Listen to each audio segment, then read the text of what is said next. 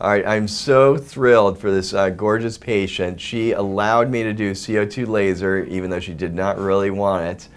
And I feel like I saved her from having a lot of different skin cancers down the road. You know, you can see up here on her brow where she may not have been wearing a hat, but the sun really hits it when she's out playing tennis or driving around in her convertible back in New York.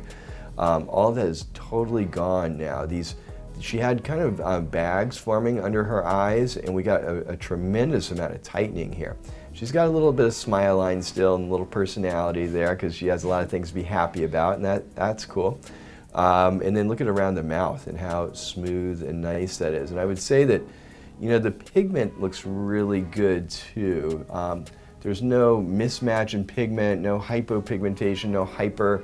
We got rid of a lot of the precancerous lesions, the sunspots, the freckles, I call them barnacles sometimes, and that looks a lot better. Let's check out her neck too. This looks way better. I mean, we're gonna at some point probably do a deep plane face and neck lift on her when sooner or later when she's in the mood, but for just laser, this is incredible. And if you could feel her skin now, it's a much more youthful texture that it has now.